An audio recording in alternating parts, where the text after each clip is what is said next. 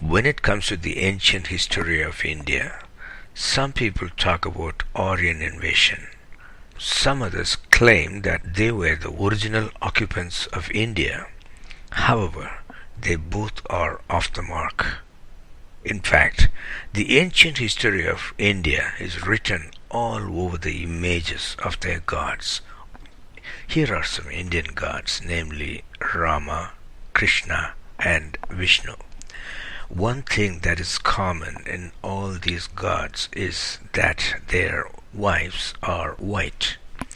Even though people come across these images on a daily basis, it never crosses anyone's mind to ask as to why their gods are purple and their wives are white.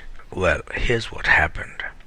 About 100 years after the great flood of Noah, the known parts of the earth were divided among the sons of Noah, namely Shem, Ham, and Japheth, out of which Shem's portion included India. The Book of Jubilee states that the whole land of Eden, and the whole land of the Red Sea, and the whole land of the east, and India came under the portion of Shem. Similarly, Ham's portion was the continent of Africa, where his son Mizraim established Egypt. Indians knew Egypt as Mizrastan, meaning the place of Mizraim. Mizraim had a brother named Cush. Some of the descendants of Cush are known as Nubians. They had settled in the region of southern Egypt and northern Sudan on the Nile River. These people invaded territories of India which belonged to the fair-skinned children of Shem and ruled over them. Hindu gods Rama and Krishna are famous among them, and their fair-skinned wives are the original Indians. Being the children of Kush, they were called Kshatriyas. Rama even had a son named Kush. Take a listen to this Indian leader talking about black gods who used to be their kings. We worship black god. Krishna is black, and we have been seeing the blacks, descendants of the African ancestors, living amicably in Maharashtra and Gujarat. Now, these invasions are not rosy. The invaders plunder the land, take your women and daughters as their wives and slaves. Often the men are killed. Look what ISIL did to the Christians and the Yazidi women. It hasn't changed a bit over millennia. Well, coming back to our story, the small-framed Indians couldn't stand the onslaught of the Africans. They resented them. Now, in the Indian language, Chandu means a bouquet, Papi means a sinner. So, behind their backs, they poked fun at the appearance of the Africans, calling them Chandala Papi, meaning a bouquet-headed sinner, pointing to the shape of the growth of their hair. Even today, Indians use this phrase when someone ruined their lives, only not knowing the origin of this saying.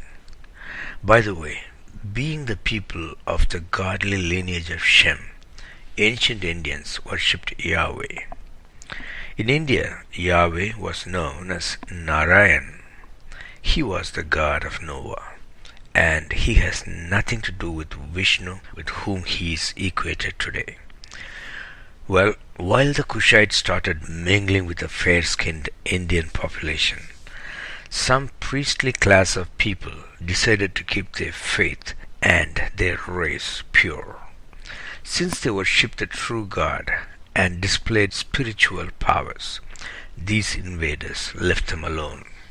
These are the people that came to be known as Brahmins on a later stage, when they fell into ancestral worship and started worshipping Brahma, which of course is Noah. Now all these things I talk about happened around 1,000 years before the Vedas were written. Even though the invading Kushites resented these priests, they would send their princes to learn some arts from them.